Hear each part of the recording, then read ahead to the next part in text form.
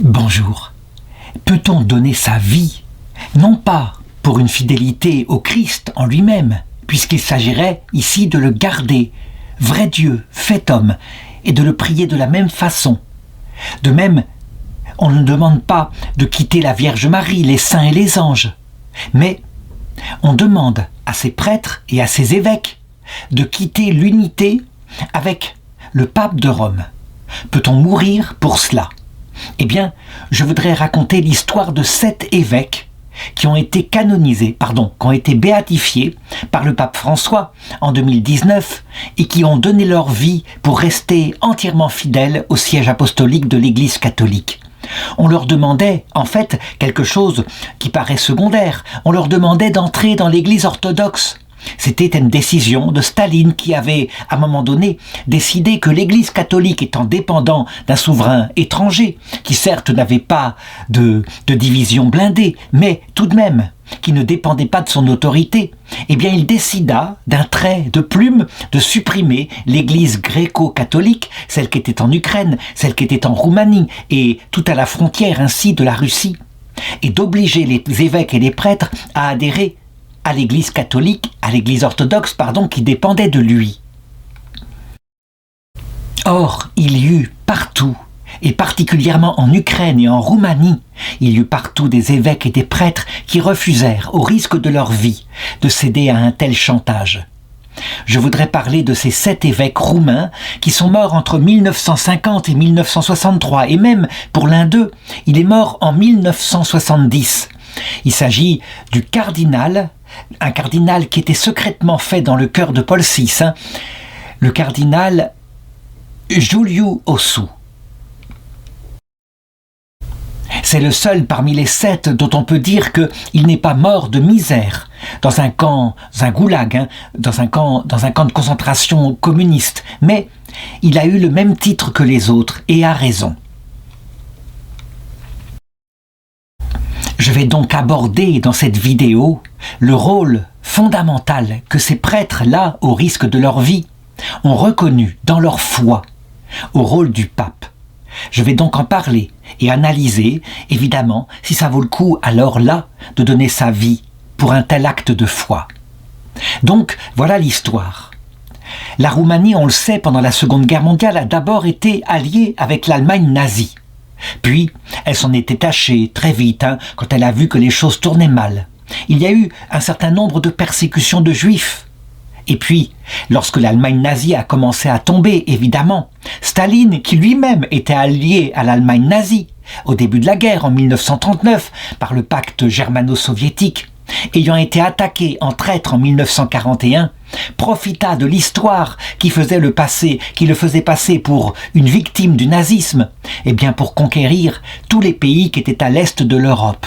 Et on peut le dire, les Alliés, les Anglais, les Américains n'osèrent pas résister à cet homme-là qui en fait était un criminel et un rusé, beaucoup plus rusé qu'Hitler finalement. L'armée soviétique ayant repris de la force, ayant chassé les nazis à la porte de Moscou en décembre 1941, puis ayant lentement reconquis au prix de millions de morts tout le terrain qu'avait été pris par Hitler, il s'empara à un moment donné, vers 1945, de la Roumanie. Et en 1948, Staline étant parmi les héros, les grands hommes de cette époque-là, puisqu'il avait vaincu la bête brune, il décida, comme cela, du haut de son autorité totale, lui, l'antéchrist, un antéchrist de ce temps, il décida maintenant que l'Église catholique qui existait en Roumanie, avec une partie de l'Église qui était orthodoxe, n'existerait plus. Il simplifia. Et c'est vrai, c'était assez facile, puisque, de fait, il avait tellement persécuté l'Église orthodoxe de Russie que les évêques qu'il avait nommés en tête de cette Église ne faisaient que sa volonté. Il se considérait un peu, finalement, dans la tradition lointaine, il se considérait un peu comme l'empereur qui a tout pouvoir, y compris sur la religion.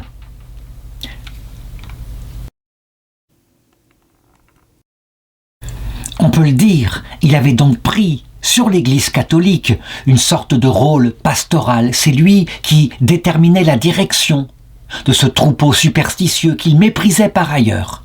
Par contre, évidemment, en ce qui concernait la foi, la dévotion, il laissait ces choses-là dirigées par les évêques, il n'intervenait pas.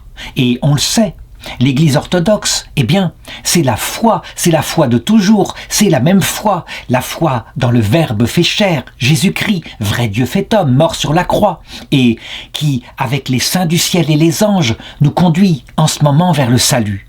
Il y a aussi une belle liturgie qui vénère ainsi, à travers les images, les saints et les anges et le Christ. Donc, en apparence, on peut le dire, il n'y a pas de différence avec l'Église latine, qui, on le sait, ces deux églises se sont séparées en 1054, mais la base fondamentale de la foi est la même. Or, parmi les évêques qui étaient là en Roumanie, un certain nombre protestèrent et refusèrent d'obéir à ce diktat de Staline. Pourquoi agirent-ils ainsi, sachant très bien, connaissant la façon dont Staline traitait ceux qui lui résistaient, la façon dont, dans les églises du silence et en Russie en particulier, des millions de fidèles avaient été exécutés et le clergé avait été décimé. Il n'y avait plus de résistants parmi le clergé. Pourquoi résistèrent-ils? Alors on pourrait dire, parce qu'on le voit bien dans l'Évangile, c'est bien à Pierre que Jésus confie la marche de son Église. Il le dit d'ailleurs à la fin de l'Évangile selon saint Jean. Pierre, qui pourtant avait nié trois fois connaître le Christ, Jésus l'établit comme pasteur de ses brebis par 3 fois. On peut dire donc que là, il y a une fidélité au rôle pastoral. C'est bien le successeur de Pierre qui est chargé de conduire l'Église vers la vie éternelle. Sous ce rapport-là, la réaction de ces 7 évêques ressemble un peu, finalement, à celle du roi Louis XVI, lorsque la Révolution française voulut elle-même s'emparer de l'Église et faire porter aux prêtres un serment de fidélité à la constitution civile du clergé. Un certain nombre acceptèrent en se disant « ce n'est pas bien grave, nous gardons notre foi et notre liturgie ». Mais d'autres comprirent que c'était évidemment un piège dangereux, que le seul pasteur suprême de l'Église était évidemment le Christ et que son délégué sur la terre était le vicaire du Christ, à savoir le successeur de Pierre. Cependant, il y eut quelque chose d'encore plus important qui fit que ces évêques donnèrent leur vie, de manière douloureuse, et je vais le raconter un par un, ce qui leur est arrivé. En fait, le rôle du pape, donc du successeur de Pierre, le titre de pape, voulant dire papa, n'étant donné que bien plus tard, le rôle du pape va bien plus loin. Et dans l'Église catholique, nous avons même un dogme proclamé en 1870 qui l'établit très précisément avec des conditions qu'on pourrait dire canoniques, c'est-à-dire selon le droit de l'Église. Oui, en faisant une enquête sur toute l'histoire de l'Église, le pape de l'époque, le pape Pie IX, se rendit compte que si sur tous les patriarcats qu'il y avait dans l'Église, par exemple Alexandrie, Constantinople, Jérusalem, Antioche, il y avait eu de grands hérétiques qui s'étaient levés et qui avaient proclamé comme étant la foi catholique une erreur fatale. S'il y avait eu même des conciles qui s'étaient réunis autour de ces patriarches, mais sans jamais, dans ce cas-là, convoquer le patriarche de Rome, eh bien, il était arrivé que des conciles proclament comme étant la foi des erreurs théologiques. On pense par exemple au concile d'Éphèse, le 2e concile d'Éphèse, que les latins appellent le brigandage d'Éphèse, où fut proclamée l'idée que le Christ n'avait qu'une volonté, une seule faculté volontaire, et qu'il n'en avait pas deux, ce qui retirait évidemment l'idée que dans la seule personne du Christ, il y a une nature divine complète et une nature humaine complète. Donc, l'intelligence divine, l'intelligence humaine, unifiées pour former la seule personne de Jésus, mais aussi la volonté divine et la volonté humaine qui, évidemment, agissent dans l'unité, dans l'harmonie de son être, pour faire la volonté du Père. Donc, ce concile-là fut refusé par les papes, et le pape de Rome qui le refusa, eh bien, fut même martyrisé à cause de cela. Il y eut un 2e concile de ce genre-là qui proclama de nouveau une hérésie, le concile de Hieria, que certains ont appelé le 7e concile œcuménique, mais qui fut refusé par le pape pour la même façon, parce qu'il décidait Sous l'influence de Léon III, l'Armorien, un empereur d'Orient, il décidait qu'il fallait détruire les images, qu'on ne pouvait pas remonter à Dieu en s'appuyant sur des images sensibles, puisque un commandement de Moïse, écrit sur les tables de la loi, l'interdisait. Évidemment, c'était un concile hérétique, Il va de soi que quelque chose ait changé depuis que Dieu, le créateur de l'univers, s'est fait homme, et donc il a créé une image non faite de main d'homme, que nous pouvons représenter. L'humanité du Christ est image de Dieu, c'est évident, et il a recréé cette image aussi chez les saints, chez les anges.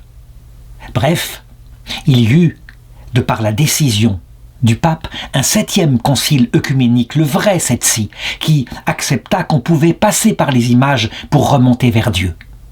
Donc, cette enquête aboutit à montrer que, vraiment, la promesse de Jésus, qu'il avait donnée, au-delà même du droit, s'était réalisée au cours de l'histoire de telle façon que un pape, dans une action publique, de son siège de pierre comme magistère, aussi bien dans son magistère ordinaire, lorsqu'il ne voulait pas, je dirais, proclamer une nouvelle vérité dogmatiquement, une vérité contenue cachée dans la révélation unique, bien sûr, mais lorsque simplement il la racontait, il y avait une protection infaillible venant du Saint-Esprit. Le dogme de l'infaillibilité date de 1870. Certains dans l'Église latine s'en sont moqués en disant comme si le pape ne pouvait pas pécher. Non, ce n'était pas ça. Les papes peuvent pécher. D'ailleurs, on le voit bien dans Luc chapitre 22, verset 31, où Jésus très précisément montre sur quel domaine particulier s'établira ce charisme. Quand Jésus dit à Simon, celui qu'il appellera Pierre, donc le premier pape, « Simon, Simon, voici que Satan vous a réclamé pour vous cribler, comme froment. Mais moi j'ai prié pour toi, afin que ta foi ne défaille pas. Toi donc, quand tu seras revenu, sous-entendu de ta trahison, puisque il n'était pas présent à la croix, confirme tes frères dans la foi. » Et pour bien préciser les choses, voici que Pierre s'écrie « Seigneur, je te suivrai, s'il le faut, jusqu'à la mort. » Et Jésus lui répond « Pierre, le coq n'aura pas chanté ce soir que tu n'aies affirmé 3 fois ne pas me connaître. » Donc on le voit bien. Jamais Jésus n'a proclamé que les papes ne pécheraient pas. Ils peuvent même être, on l'a vu au cours de l'histoire, des pécheurs horribles, des criminels. Ça peut arriver. Non, ce n'est pas ça qui est protégé. C'est la proclamation de ce qu'il faut croire, la doctrine du salut, pour obtenir la vie éternelle. Donc ce qu'est le salut et comment marcher de manière universelle, par des lois universelles, comment marcher vers le salut par exemple. Est-ce qu'il suffit d'avoir la foi ou est-ce qu'il faut aussi la charité, des choses comme cela. Et manifestement, on le voit au cours de l'histoire, même lorsqu'il y eut des antipapes, c'est-à-dire des papes que l'Église par la suite ne reconnut pas comme étant des vrais papes.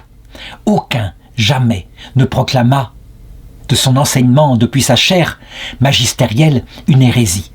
C'est quelque chose qui est fantastique, qu'on constate jusqu'à maintenant. Par exemple, quand on voit le pape Benoît XVI, quand à un moment donné il est le compagnon du pape Jean-Paul II, préfet de la Congrégation pour la doctrine de la foi. Il va donc écrire avec d'autres évêques le catéchisme de l'Église catholique, qui est un acte du magistère ordinaire. Eh bien, il n'y a pas d'hérésie. Par contre, quand il écrit, devenu le pape Benoît XVI, en prenant son nom personnel, cardinal Ratzinger, alors on voit qu'il émet des hypothèses que la foi ne gardera pas sur le péché originel. Là, il le montre lui-même, il n'y a pas de protection de l'Esprit Saint. Eh bien, manifestement, on le voit, c'est un charisme, quelque chose de très fort, au point que Jésus, d'ailleurs, le confirme plusieurs fois, Matthieu 16, 18. « Et moi je te le dis, tu es Pierre, Simon, et sur cette pierre je bâtirai mon église, et les portes de l'enfer ne l'emporteront pas contre elle. » Les protestants ont dit, mais c'était la proclamation que Pierre venait de faire de la divinité du Christ, qui est le fondement de la foi. Ils ont bien raison. Ou d'autres ont dit, mais non, c'est le Christ lui-même qui est la seule pierre sur laquelle est bâtie l'Église. Ils ont bien raison. Mais le Christ, de par sa volonté et sa promesse, a voulu aussi que ce soit le magistère de cet homme-là, ce pauvre pécheur de Galilée qu'il avait choisi, et il l'a protégé. Cet homme-là a trahi plusieurs fois, n'a pas voulu par exemple être crucifié lorsqu'à Rome la persécution de Néron commença, mais quand il fallait proclamer ce qu'était la doctrine du salut, il le faisait. Voilà pourquoi ces 7 évêques préférèrent subir la torture, la déportation en camp de concentration, plutôt que de renoncer à leur foi catholique. Et c'est fondamental, c'est quelque chose d'énorme. Je me rappelle avoir eu de nombreux débats avec des théologiens qui disaient « Mais non, la faillibilité du pape, elle s'est exercée dans l'histoire 2 fois. Eh bien, pour le dogme de l'Assomption de l'Immaculée Conception, où là on voit bien c'est un magistère extraordinaire. » Le pape Jean-Paul II avait bien précisé que non, même dans le magistère ordinaire, l'infaillibilité s'exerce. Et il avait produit un document, le Motu Proprio ad Tuendam Fidem en 1998, où il change le droit canonique pour que, bien sûr, on soit ainsi fondé. D'autres décidèrent que, par exemple, quand le pape François émet un document en le signant avec un imam en disant « c'est une sage volonté de Dieu qu'il y ait plusieurs religions », sous-entendu sur la terre, sachant que dans l'autre monde, évidemment au paradis, tous seront chrétiens puisque Jésus-Christ est Dieu fait homme. Eh bien certains disaient, ce n'est pas thomiste, donc ce n'est pas l'engagement de la foi, et essayaient d'écarter quelque chose comme ça, qui pourtant était un document public. Je dirais qu'ils avaient tort, ils manquaient de foi non pas dans le pape, on ne croit pas dans le pape, de foi dans la promesse de Jésus-Christ. La promesse de Dieu lui-même, dont on voit d'ailleurs l'efficacité, on la voit par exemple, s'exercer même sur le magistère des grands prêtres juifs dans l'Ancien Testament, et quelquefois contre leur volonté, telle est la puissance de Dieu, qui fait que jamais, quand il promet un rocher, jamais il ne faillit à sa promesse. Alors je rappelle l'histoire, elle est racontée en Jean chapitre 11, verset 49. Le grand prêtre cette année-là était Caïphe, et Caïphe réunit le Sanhédrin autour de lui pour réfléchir au cas de ce prophète Jésus qui là entraîne beaucoup de monde et qui en plus quelquefois parle mal de leur autorité à eux. Et donc certains disent il faut faire ceci, d'autres cela, et lui s'énerve et à un moment donné il prend la parole et il dit, ce qui évidemment au sens littéral signifie quelque chose de purement criminel. Vous ne comprenez pas qu'il vaut mieux qu'un seul homme meure plutôt que le peuple tout entier. Autrement dit, dans son intention à lui, il vaut mieux le tuer lui, et comme ça il n'y aura pas d'émeutes et de nouveau des morts parmi le peuple. Débarrassons-nous de lui. Et c'est vrai, c'est dit d'ailleurs au verset 53, ce jour-là ils résolurent de le tuer. Mais voilà ce que saint Jean commente, lui, qui est prophète, qui est disciple de Marie, et pour analyser ce que, en fait, sans qu'il le veuille, ce grand prêtre, parce qu'il était grand prêtre cette année-là, dit. C'est en Jean, chapitre 11, verset 51. Je lis très exactement le passage. Or, il ne dit pas cela de lui-même, mais, étant grand prêtre cette année-là, il prophétisa que Jésus allait mourir pour la nation, c'est-à-dire pour les Juifs. Mais pas seulement pour la nation, mais encore afin de rassembler dans l'unité les enfants de Dieu dispersés. Et les enfants de Dieu, c'est évidemment l'humanité entière, pour proposer son salut à l'humanité entière. C'est le plus grand dogme proclamé par le magistère de l'Ancien Testament. C'est la plus grande vérité. Elle proclame la mission universelle de Jésus, ce qui ne veut pas dire que tous seront sauvés, mais que le salut sera proposé à tout homme. C'est une évidence, il prendra tous les moyens, de telle façon que si quelqu'un se damne, ce sera sa liberté, en toute lucidité et en toute maîtrise de lui, le péché contre l'Esprit Saint. Voilà ce que c'est que la puissance de Jésus-Christ. Eh bien, ces évêques-là, lorsque Staline leur demanda de quitter l'Église catholique et de renoncer donc au grand prêtre établi comme successeur du premier des apôtres, ils préférèrent donner leur vie. Évidemment, quand leur résistance fut remarquée par le KGB qui était là en Roumanie, très vite, tous, ils furent arrêtés et donc déportés dans des prisons où ils furent traités, on peut le dire, véritablement comme des prisonniers politiques méprisés, écrasés. Une torture qui consistait à leur donner très peu de nourriture, à leur mettre un chapeau de prisonnier, un costume rayé, un peu comme les nazis avaient utilisé dans leur camp à eux, qui étaient tout simplement des imitations des goulags soviétiques. Et voici d'ailleurs une photo de 6 d'entre eux en tenue de prisonniers, la photo de détention.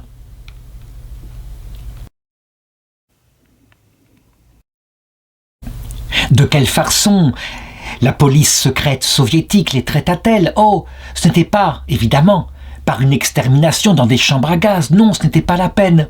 Le travail forcé, très peu de nourriture, et puis des interrogatoires permanents. Voilà la torture que faisaient les soviétiques, c'est-à-dire un usage rusé, lent, patient, un peu comme un chat sourd joue avec une souris pour peu à peu lui faire perdre son énergie.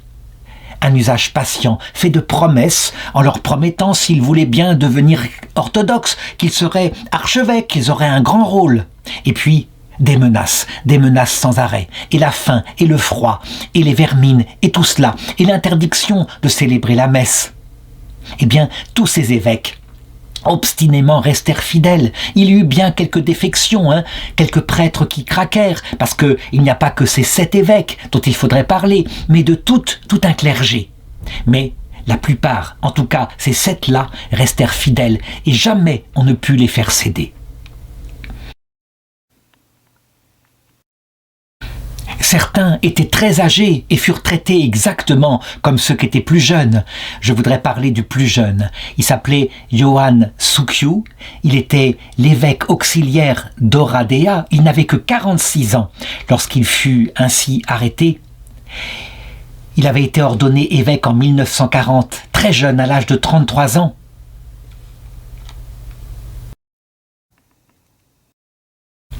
Comme il était très jeune, il s'était occupé de la pastorale des jeunes, n'hésitant pas à organiser des matchs de football, mais véritablement, ne faisant pas que cela. Nourrissant les jeunes, leur montrant l'horreur qu'était d'abord le nazisme, puis qu'était le communisme, aidant en particulier la communauté des Roms, qui avait été persécutée par les nazis. Il fut donc évidemment arrêté en 1948 par le Parti communiste et donc soumis à ces conditions de détention, jusqu'à mourir de faim en 1953, à l'âge de 46 ans. Il était entouré par les autres évêques. On sait qu'ils arrivèrent à rentrer dans sa cellule alors qu'il était mourant, pour lui conférer les derniers sacrements discrètement, se faisant passer pour des prisonniers qui faisaient le ménage. Et il fut enterré dans le cimetière des pauvres, mais jamais sa tombe n'a été retrouvée. Jamais. Il n'empêche, il fait partie de ceux qui ont été béatifiés. Le second s'appelle Monseigneur Vassile Aftenie. Il est mort à 51 ans, en 1951. Il était évêque auxiliaire de Blaj pour le vicariat de Bucarest. Lui aussi consacré évêque en 1940, eh bien, il refusa de la même façon de quitter la foi catholique en 1948. Il fut donc arrêté et resta fidèle. Et puis, en 1950, épuisé par tant de mauvais traitements, il s'effondra dans sa cellule. Il était atteint d'une paralysie partielle. Et pendant 45 jours, il se prépara à la venue du Christ pour mourir 45 jours plus tard. Le troisième, du même âge, 51 ans, était né lui en 1904 et a survécu un peu plus tard jusqu'en 1955. Monseigneur Liviu Shinetsu, évêque auxiliaire de Blaj. Et son cas est particulier, puisqu'il n'était que prêtre au moment de son arrestation. Eh bien, les autres évêques là dans le camp, ce qui montre leur résistance extrême, décidèrent de l'ordonner évêque en cachette.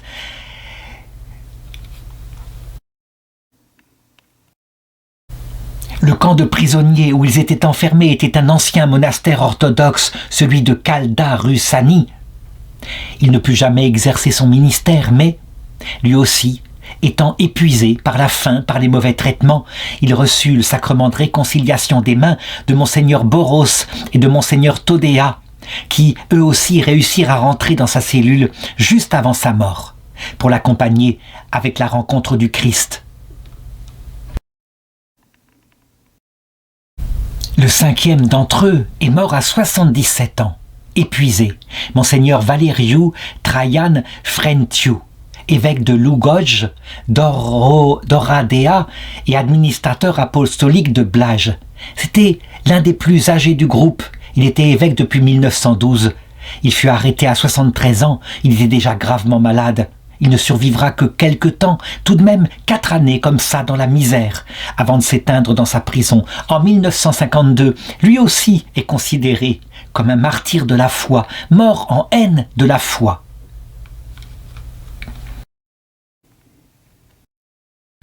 Et enfin, Eh bien, le sixième, mort à 79 ans, monseigneur Johann Balan, évêque de Lugoj. Lui, c'était un intellectuel, un brillant canoniste. Il avait été chargé par le Vatican de rédiger le droit canonique spécifique aux églises orientales. Et il travaillait à cela. Il fut arrêté de la même façon en 1948, placé à l'isolement, dans le froid, dans la misère, toujours au monastère orthodoxe, camp de concentration de Sioro-Garla, près de Bucarest, où il reste quelque temps. Eh bien, on peut le dire, il reste 11 ans avant de s'éteindre en 1959. Il me reste à parler maintenant de celui qui, évidemment, par son titre et l'affection que lui portait Paul VI, est le plus célèbre, le septième d'entre eux, le cardinal Iuliu Ossu, né en 1885, mort non pas en prison, mais tout de même en détention. En 1970, et dont on apprendra 3 ans plus tard par une proclamation du pape Paul VI, que dans son cœur, il l'avait fait cardinal, mais que lui avait refusé que son titre soit publié, de peur que la persécution ne s'étende encore un peu plus sur l'Église de Roumanie.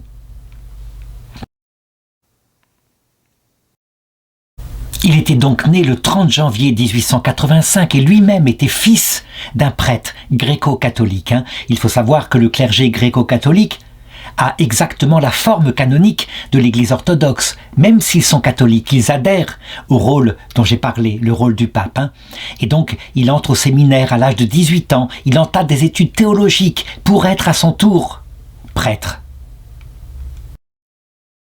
Et c'est un brillant étudiant, et ça c'est fondamental évidemment. Il faut, pour être prince de l'Église, avoir suivi des études de manière incroyable. C'est un fait, De fait, il passe successivement des diplômes de philosophie et puis de théologie. Il a 2 doctorats dans ces matières. Le premier en 1906 à l'âge de 21 ans, le second en théologie en 1910 à l'âge de 25 ans. Il est ordonné prêtre cette même année et bien sûr, il est repéré comme étant quelqu'un de brillant. Le pape Benoît XV lui confère l'ordination épiscopale le 21 avril 1917, donc à l'âge de 33 ans. Encore une fois, très jeune, ce qui montre à quel point on avait besoin d'énergie, de jeunes hommes pour porter ainsi le poids d'une église qui, à cette époque-là, était en danger déjà.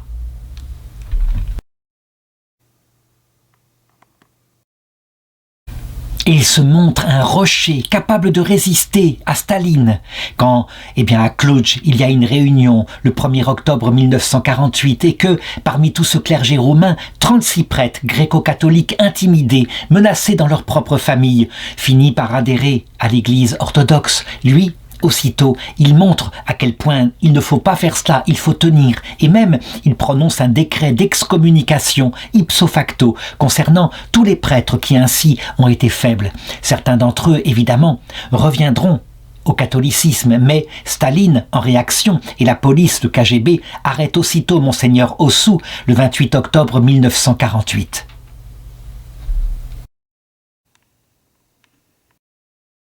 Il a 63 ans à cette époque-là et il est considéré comme ayant résisté aux lois des États socialistes, donc véritablement comme un dissident.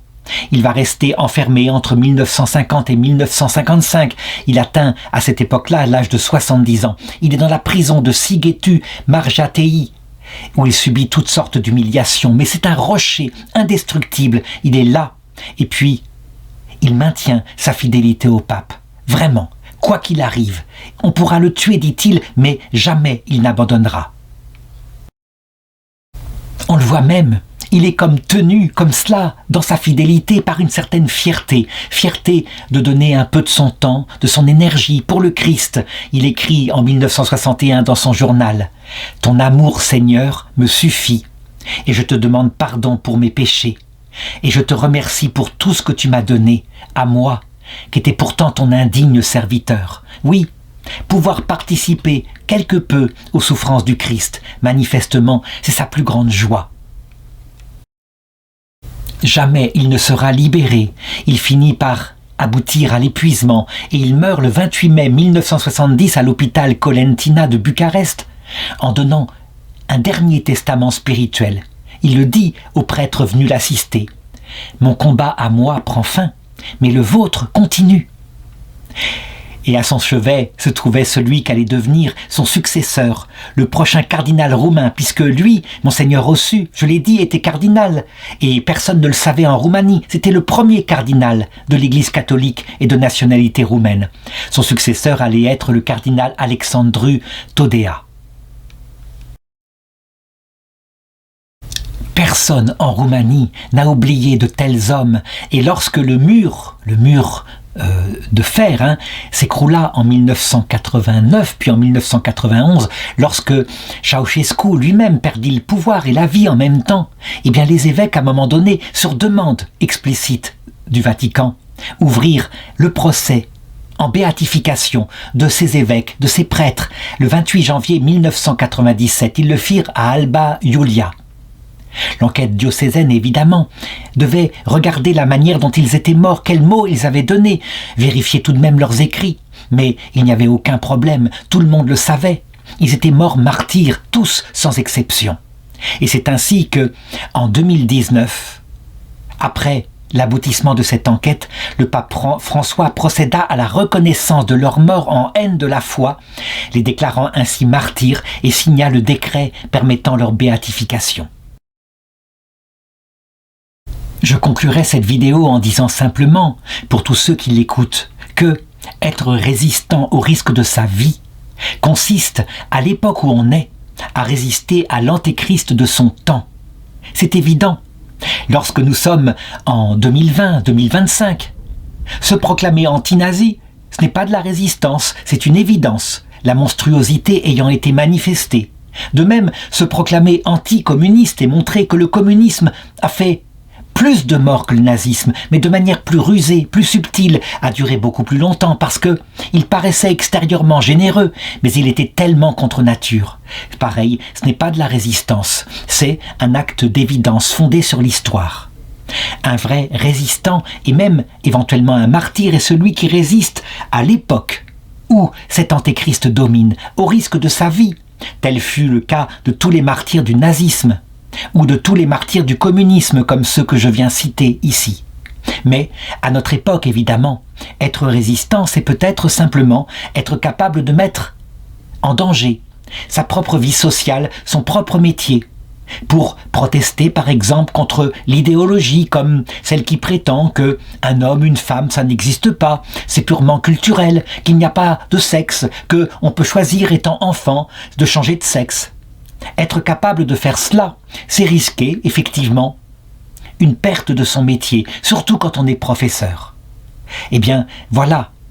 Évidemment, on risque beaucoup moins. On ne risque pas d'être exécuté comme à l'époque. On risque simplement quelques années de chômage. Mais, quand on le fait pour le Christ, on peut le dire, on est dans la succession de ces hommes-là. J'ajouterai donc que pour ceux qui veulent déterminer quel est l'antéchrist de leur époque, ce n'est pas compliqué.